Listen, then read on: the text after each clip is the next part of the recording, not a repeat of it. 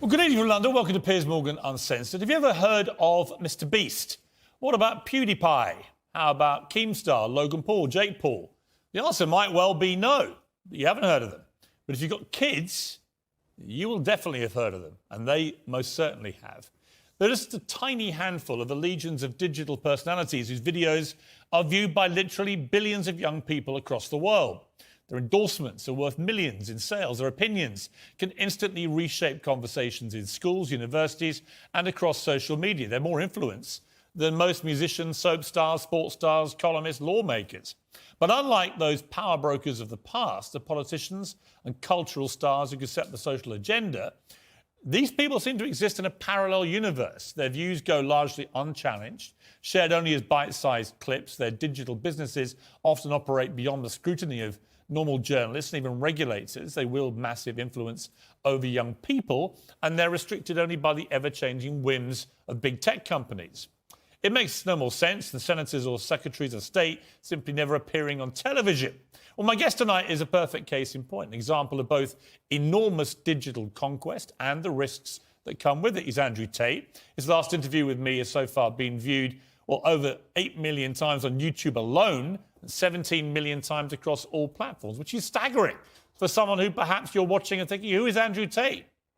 It was a robust exchange. And Andrew Tate was here because he'd effectively been kicked off the mainstream internet for supposed misogyny. His tirades against women were viewed literally billions of times. Well, the first time around, I wanted to find out if he deserved to be banned and if he'd ever actually crossed a line from shocking opinions to genuine hate speech, or if he just didn't fit the ideal model of the platforms that censored him. Let's go through some. Sure. Right? Do you think women are the property of men? No. The point I was making... Why have you said they are? Because I made a religious point. Authority implies that you have the ability to control someone. No, authority implies that I have the moral right to sit and say that that's an irresponsible thing to do and I'm responsible for That's not what authority means. I don't want to interrupt you. I just want to point out that's not what authority means. If someone gives... a person can give voluntary authority is not authority. No, but that's the point. It's not. Piers. Andrew, it's not. And this is the thing that's interesting, Piers. Please let me finish. Yeah, but you're behaving like a politician. But hang on. You can say I'm interrupting. You do. But you're answering a different question to the one I asked you. Fine. No. You're weaponising the weaponising, which doesn't exist. No problem. If someone comes to me and says I'm clinically depressed or I feel very, very sad, I would say the first thing you need to do is stop accepting the identity of a clinically depressed person. Stop accepting you have no control over this. Andrew, you're simply wrong. If that's what you believe, Piers. That's what I believe. I don't believe in things that take power away. There is not an eminent doctor in the world Piers, that would agree with you. Piers, do you think you know more than doctors? I can't become clinically depressed. Why do you know? Because I don't believe in it. It's lively stuff. I also wasn't sure if I should be interviewing him at all. If he was so unpleasant, as so many people said, well, why extend his profile and give him a platform? But the fact is that ship had already sailed. Every teenager in the country knows Andrew Tate. It's just a lot of the parents who don't. And since that interview, Andrew has been returned to Twitter. Its new owner, Elon Musk, is determined to protect free speech online. Many young people, especially boys, have literally stopped me in the street since that first interview to ask me about Andrew Tate. I've been staggered, honestly, by the response that I've had. What does it say about society that people like Andrew Tate can reach so many more people than conventional stars or journalists even? Who gets to decide where the line is and whether people like Andrew Tate cross it? Are they part of a poorly understood movement that panders to teenage rebellion like punk rock or pornography?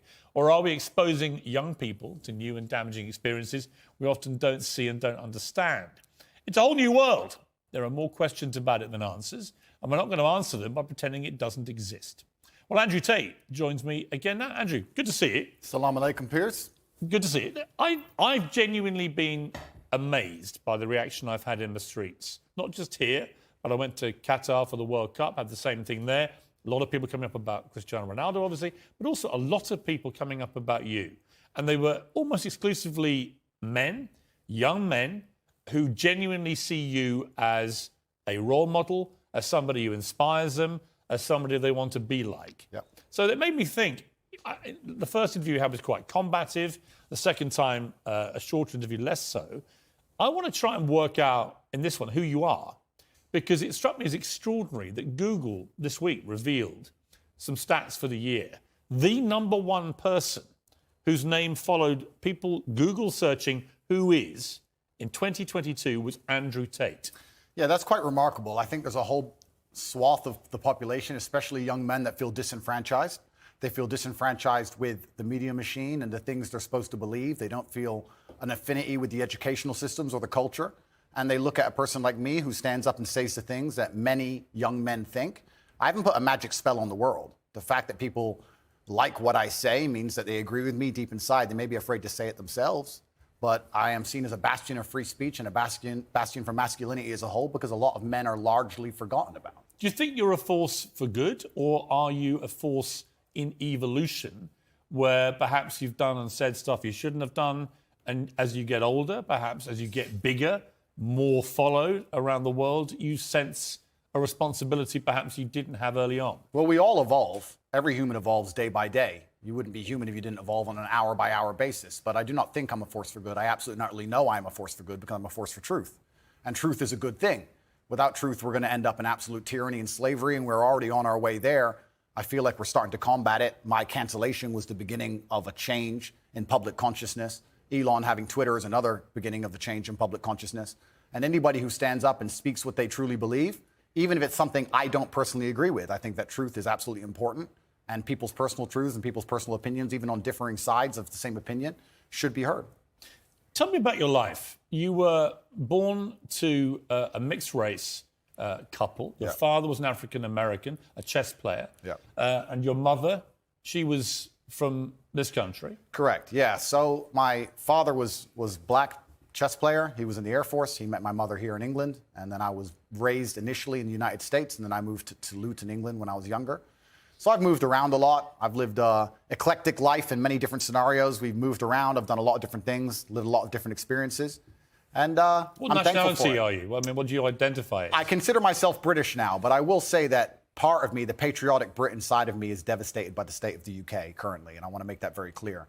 The patriotic Brit in me truly loves this country, and seeing what's happening to it, especially to our major cities, is almost heartbreaking to watch in real time. In what way? It's falling apart. This is a failed society. By every metric you can possibly measure, it is absolutely and utterly failing. The cost of living crisis, the crime rates, everything is falling apart. If you compare it to a country like the United Arab Emirates, you compare it to a city like Dubai, London, which should be the greatest city on earth, is failing in absolutely every metric because our leadership is a joke. If you look at Dubai and the UAE, the leadership there is so flawless, so genuinely genius. They saw ahead and have built almost a utopia. And then you look at London, you can't even walk around with a watch on. It's disgusting. You know, it's very interesting. I was in Qatar for the World Cup.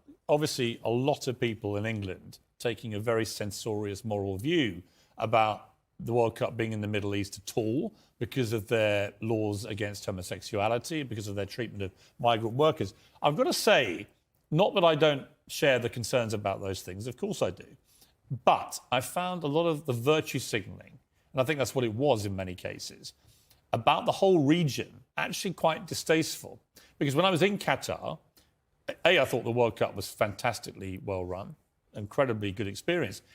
But a lot of Qataris were saying to me, you know, there's this weird, quaint feeling back in your country that we all want to aspire to behave like that we all want to live in a country with massive drug problems, with massive knife crime issues, with scenes like the European Championships final where it's complete lawlessness going on, where stuff like the NHS, the system of healthcare, is basically collapsing, where the education system is dropping behind, so on and so on and so on. And it's a really interesting perspective. They were like, I know you all think that we want to have your form of democracy and your form of life, but actually, we're fine, thanks. Absolutely, because it's a failed society and it's godless. I think it's disgusting. We leave our old people to rot in old people's homes, and then we sit there and say we don't have enough money for nurses. I understand this nurse strike very well and how frustrating it can be if you walk into a hospital and the nurse is not prepared to work. But the nurses would be prepared to work at the current wage if they believed this country was spending its money prudently. When you see this country spending its money and just absolutely wasting it, pulling out of thin air to fund proxy wars, God knows where, that has nothing to do with them. Of course, as a nurse, you're going to stand up and say, well, can't I get a pay rise? This country has failed on every metric, and especially our major cities. I've just come to London now. I made it very clear to my private jet pilot. I said, fuel the jet and leave it running, because the second I'm finished talking to peers, I'm leaving this cesspit. It's disgusting.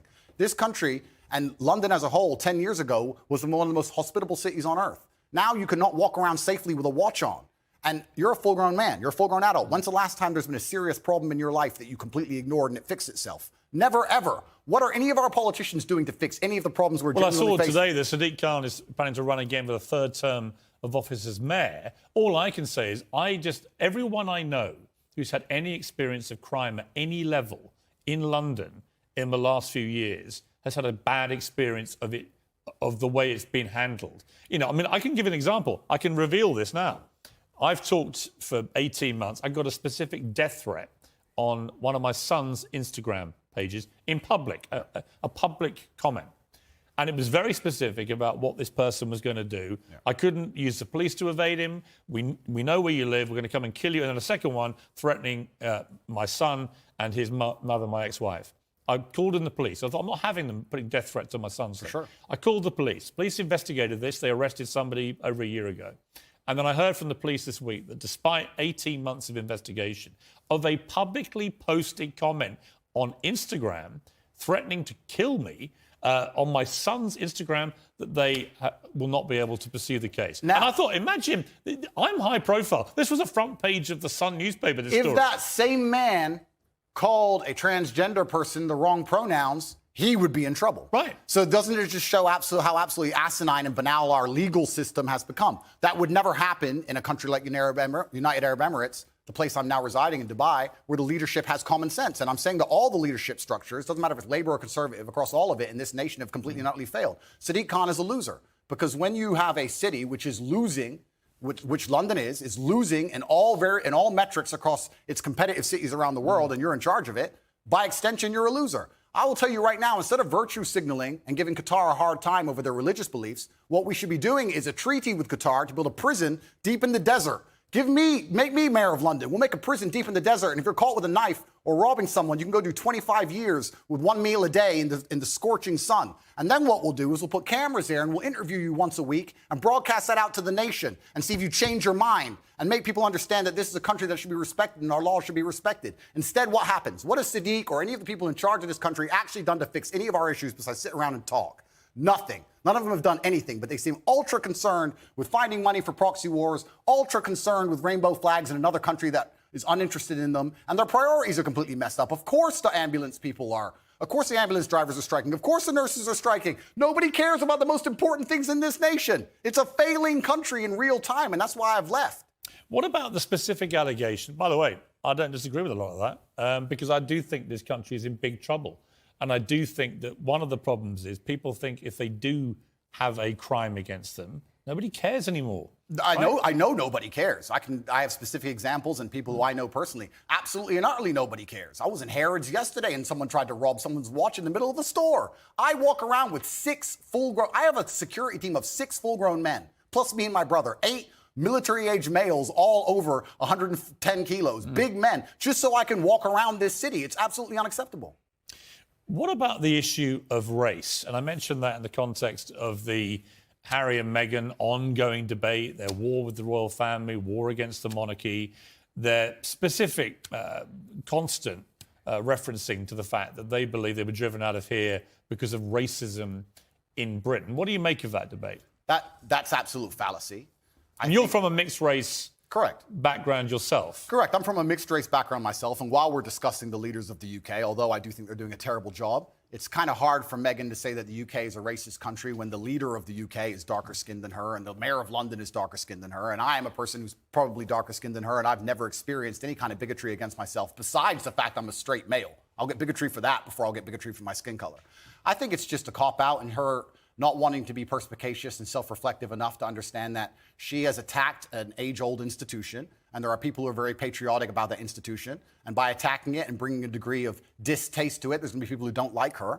And if you're a dislikable person, you can't just instantly stand up and say it's because of my skin color. It might be because of your actions and some of the things you've said. I mean, I think it's probably no doubt she's had racism on social media because it's... Who hasn't, Piers? It's a cesspit. You probably have. Well, as I said just now, I've had death threats on social media and no one seemed to care very much. Yeah. But I think that's probably inarguable. My issue with what they've both been doing is if you're going to make allegations against an institution like the royal family and the monarchy, you've got to actually provide some evidence. You can't just spray gun this thing out there and say, well, somebody was racist. Yeah, and airing dirty laundry is never going to be respected by the populace. And being a tattletale is never going to be respected by the populace. And I think the problem with the modern world we're living in is a lot of age-old traditions are being destroyed in real time. It doesn't matter what the tradition is. Most of them are being eroded. And something like the British royal family, which has been around for a very long time, is an age-old tradition. One of the things holding the UK together, one of the last things we have, to sit and detriment it and to sit and insult it and to give away secrets from inside of it and try and paint a negative image of it is going to upset a lot of people. And you have to be prepared for that backlash. You can't say I've done things that upset people, but it's nothing to do with what I've done. It's purely because of my skin color. Also, it's kind of ironic that she's doing that because she's not particularly dark-skinned. It's kind of funny to watch her sit and say, race. I think the truth is, I don't know what... Look, you can say that. I can't. The reality of it is, I just don't know what the specifics of the racism she says she's had because we've not seen any evidence. The universe is a funny place, Piers. If you're looking for something, you're going to find it, right? When I got canceled, when they attacked me unfairly, lied about me across the entire mainstream media, deleted me from social media so I couldn't defend myself, and lied about me repeatedly, I could have stood up and said, it's because I'm brown. I didn't do that. I sat and said, okay, there's people who misunderstand my message. My message is a positive one. People misunderstand me. Let me self-reflect and understand that, yes, perhaps this said a long time ago was said in the wrong way. Perhaps this was misunderstood. Perhaps people don't understand this. I could have just copped out and could have just been refusing to self-reflect on any level and said, it's because I'm brown, that's why they did it. But that's not the mature way to be as an adult. What did you think of the Jeremy Clarkson furore where he wrote what I think most people, but including him belatedly after he'd published it and written the column, he did make an analogy from a Game of Thrones scene, which most people, I think, did find crossed a line and was deeply offensive. I think it crossed a line. What do you think? Yeah, I understand why people feel that. But when you attack an institution as old as the British royal family, you're attacking patriotism in and of itself for one of the most respected countries or previously most respected countries on earth, and you're going to have some visceral reactions. Perhaps Jeremy Clarkson is too famous and too well-renowned to say those kind of things, but there's a lot of people who genuinely feel that way, and that's why he said it. And this is what happens when you attack age-old institutions in any country. Should he have apologized? That's a good question. It looks like he did. Personally, I think as a man, you should stand up, say what you mean what you say. I don't think you should ever apologize for anything you've ever said. Even me. What if you say something truly very offensive and you actually do regret it? If you truly regret it, then yeah, okay, you can apologize. But if at the time you meant it, then the best thing you can do is say, look, I've just changed my mind. I no longer feel that way. But at the time, that's how I felt. And I'm the person who says what he feels. And that's what I felt at the time. And I apologize that offended you. Andrew Tate, we'll be back with you after the break. We'll talk to you about Twitter again. Elon Musk restoring you to his platform. Has it calmed you down? Are you as controversial on there? Are you mindful that you're only one false move like Kanye West, for example, away from being removed again? Well, Elon Musk has restored a throng of banned accounts that's taking over Twitter with a sworn commitment to free speech. He's also shown he has a line of his own, though. Conspiracy theorist Alex Jones remains banned.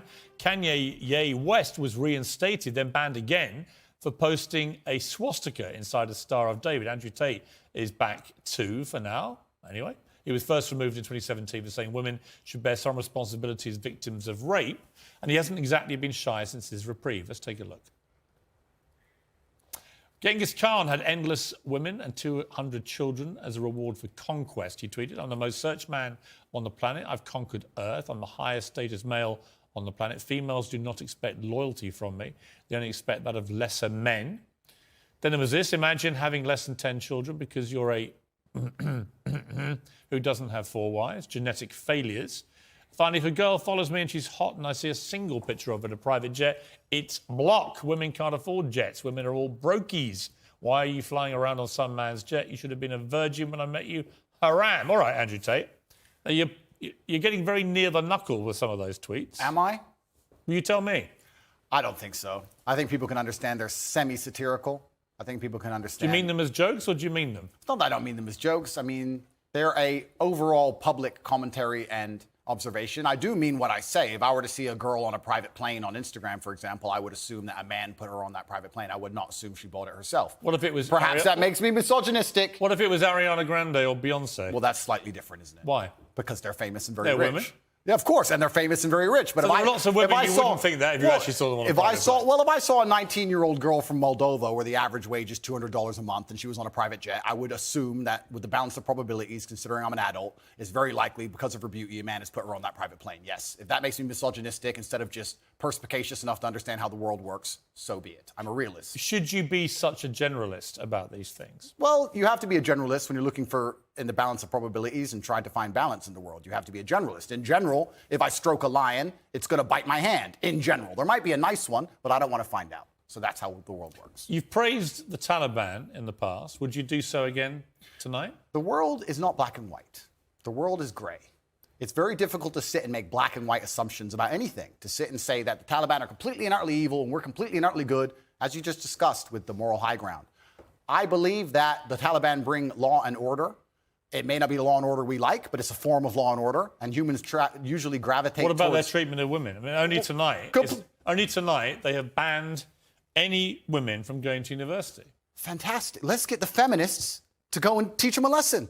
The feminists are so tough. And they stand up and say they can do anything a man can do. Let's arm them up and send them to Afghanistan. I'm sure they'll fix it. No, but it's not. It's a serious matter, isn't it? That women don't get the education they deserve. And that's a very serious answer. If women are just as capable as men in terms of combat, like feminists pretend they are, then they can go over there and they can deal with the Taliban. A lot of women do go to combat. Exactly. So they can go deal with the Taliban. It's nothing to do with me. They can stand up and fight for their own rights. Surely you wouldn't defend the Taliban banning women from university. It's saying it's nothing to do with me, Piers. It's absolutely nothing to do with me. What about the Afghan women? It's nothing to do with me on any level. You don't have a view? I have a view. My view is that people naturally gravitate towards law and order, and if you didn't have the Taliban, you'd have different warlords operating in lawlessness, and there would be no way to prevent your store or your market stall getting completely robbed by someone with an AK-47, and people are going to gravitate towards a form of law and order. America left. They left a power vacuum, and the power vacuum is now full. Well, I don't disagree with that. Okay, well, but I do think the banning of women from university in Afghanistan is utterly horrific. And I think the feminists are going to arm themselves. They're going to show us that they can do anything a man can do. They're going to go over there to combat, and they're going to teach Taliban a lesson. Why can't you just say, on that, you know what, it's completely wrong? Because it's not my point. I don't understand. But it makes me think, it'll make your critics think that you don't think it's wrong. They could ban all men. They could ban all short people. But they're not. They're only banning women. Correct. They could ban all short people. They could ban all people with long hair. And none of it's anything to do with me. So they can do whatever they want. I'm not going to go to war with the Taliban. But you've just literally spent an impassioned first segment comparing the way, for example, Dubai handles law and order to this country. Correct. So you do express views about different laws. Absolutely. Both places. So when I put to you a law that basically bans women from being educated, it's not. Why is it a problem for you to say, you know what, it's wrong? They're both places I've resided in, Dubai and London, so I have personal experience. I can give my personal opinion, but like I said, it has absolutely nothing to do with me with what the Taliban decide to do inside of Afghanistan. And if they decide that's the most prudent way to run their society, then we have two choices. We can either go over there and start another war that we shouldn't be involved in and waste a bunch of lives.